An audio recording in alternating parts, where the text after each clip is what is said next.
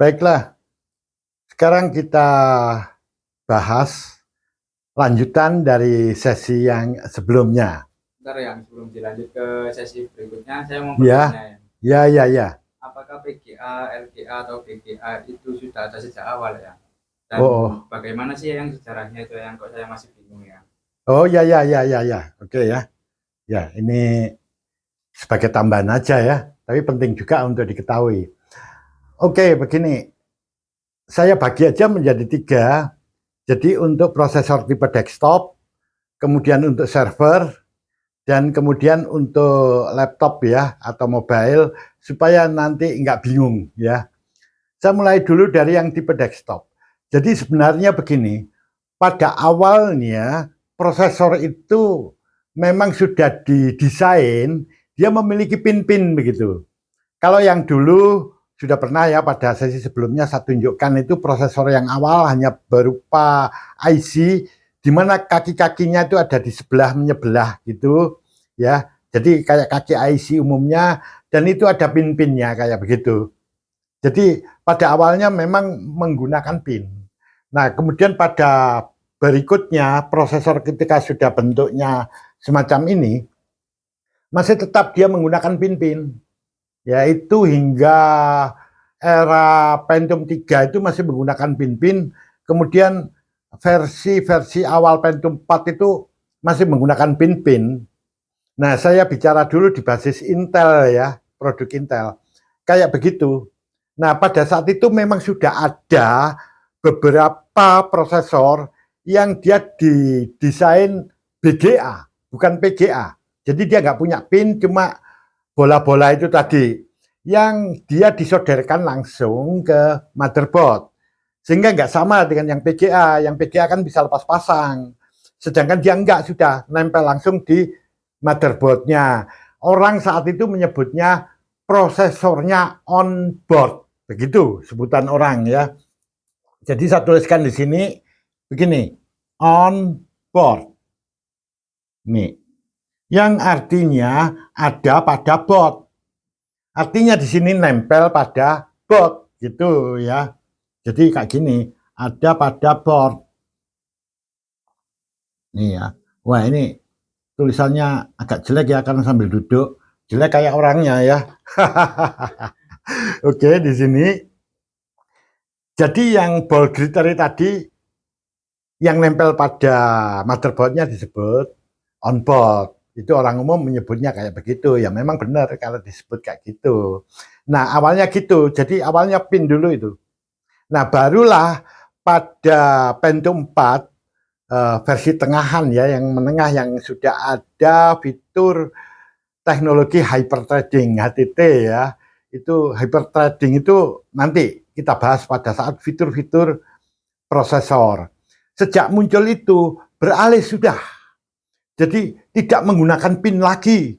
Jadi bukan PGA lagi. Dia sudah berubah menjadi BGA, LGA. Dan itu terus. Jadi setelah di pertengahan Pentium 4 dan setelahnya itu sebagian besar ya, itu sudah menggunakan LGA, Intel itu.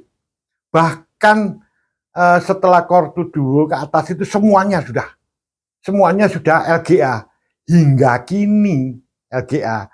Jadi milik Intel nggak ada itu yang PGA itu untuk tipe desktop itu. Semuanya LGA begitu ya. Hanya ada beberapa yang memang BGA kayak gitu. Nah, bagaimana dengan yang server yang miliknya Intel? Sama, itu awalnya dia pin-pin juga. Semuanya itu pakai PGA itu semuanya. Nah, barulah kemudian berubah menjadi LGA. Sampai sekarang LGA untuk yang di server. Saya pernah melihat yang BGA ya, tapi sedikit sekali yang BGA untuk server itu. Tapi itu hanya ada pada yang konfigurasi single prosesor. Jadi perlu diketahui ya, kemarin-kemarin sudah kita bahas juga, kita singgung, kalau untuk server itu prosesornya ada yang satu, ada yang prosesornya dua, ada yang prosesornya tiga, empat, atau delapan ya. Nah, ada itu yang on board, tapi dia yang single prosesornya single. Itu ada yang on board, Xeon yang pernah saya lihat itu, ya dia on board. Tapi yang dual saya belum tahu, dual atau triple yang on board itu kayaknya nggak ada. Tapi ya nggak tahu ya. Kalau memang ada pemirsa yang mengetahui itu silahkan tulis di kolom komentar ya. Tapi yang saya ketahui kayak gitu tadi. Jadi setelah PGA ini seluruhnya sudah pakai LGA. Jadi kayak yang desktopnya itu. Bagaimana untuk yang tipe laptopnya untuk Intel? Nah, dia itu awalnya sama, pin semua itu, pin ya. Sampai Pentium 4 itu masih pin. Dan kemudian akhirnya yang terakhir-terakhir ini berubah menjadi BGA. Jadi sebagian besar diubah menjadi BGA. Jadi dia disolder langsung ke motherboardnya. Itu. Jadi kalau tipe LGA saya belum pernah menjumpai untuk prosesor yang tipe laptop, tipe mobile untuk laptop itu yang LGA. Belum pernah menjumpai saya.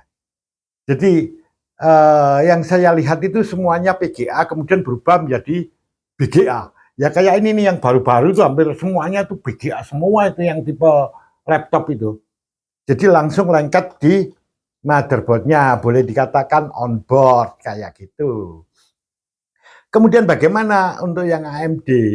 Sama ya, kayak begitu. Hanya saja di sini AMD itu menggunakan PGA itu dalam waktu yang cukup lama ya.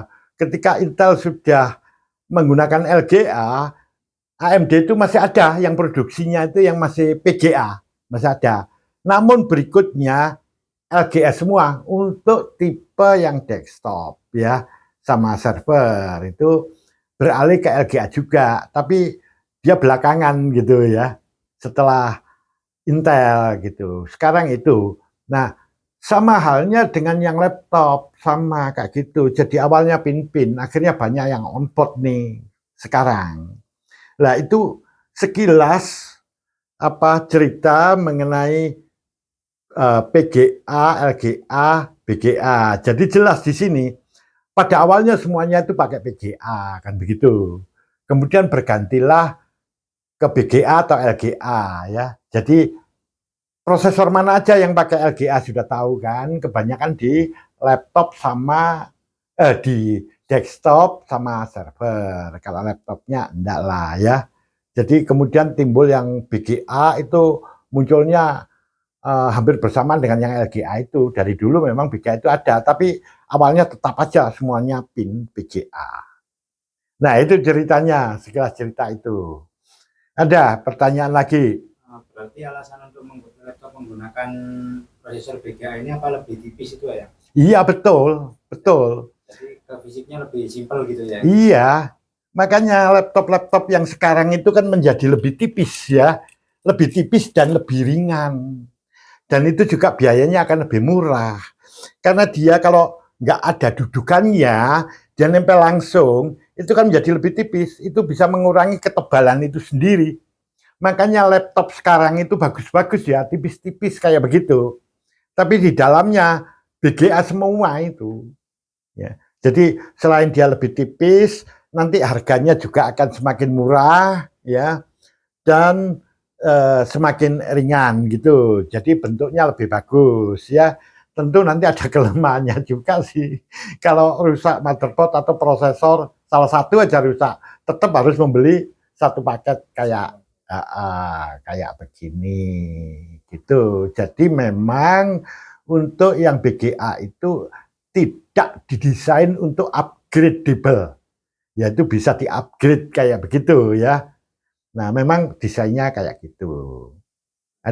Ya, ada lagi pertanyaan di situ. Mungkin cukup yang. Ya, ya. Kalau punya pertanyaan lagi, silakan disimpan.